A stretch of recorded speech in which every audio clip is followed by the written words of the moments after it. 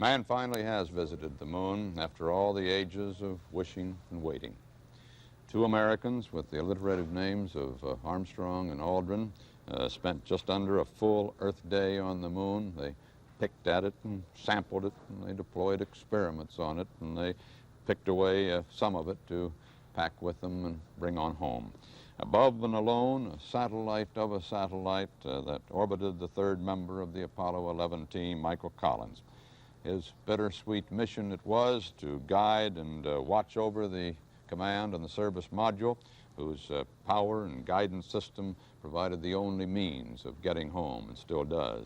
Now, at this point in the journey, with the lunar lander reunited with the mothership and the astronauts preparing for the rocket burn, which will send them back home here, certain times and images remain that I've noted here.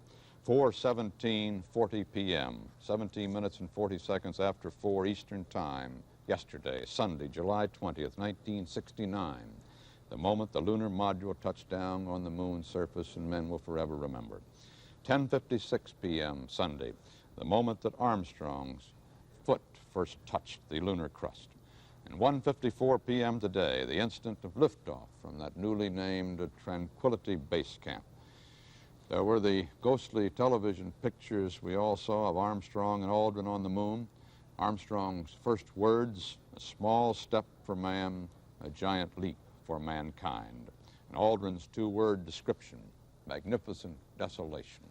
And left behind, the plaque with the words, "Here men from the planet Earth first set foot upon the moon, July 1969 A.D. We came in peace for all mankind." And they left the flag of the United States flying there too. Left behind also hundreds of thousands of dollars worth of cameras and hardware and equipment discarded for the return flight. A small disc with messages microscopically reduced in size from the leaders of the world. An olive branch, symbolically at least, and 2 medals in memory of the 3 Americans and the 2 Russians who died in man's recent quest for the moon. All this comes rushing back to us now as we think of the round-trip moon flight still in progress and still some critical maneuvers yet to perform. And with this flight, man has really begun to move away from the Earth. But with this flight, new challenges for mankind. A challenge to determine yet whether in coming to the moon we turn our century-old friend in the sky into an enemy to be invaded, conquered, exploited, and perhaps someday left as a desolate globe once more, or will we make the most of it as perhaps a way station on beyond to the stars? Apollo 11 still has a long way to go, and so do we. This concludes one of the longest scheduled broadcasts, the longest in the history of television, a rather short history it is, but I think a luminous one. We've been on the air 32 hours here at CBS News, Space Headquarters.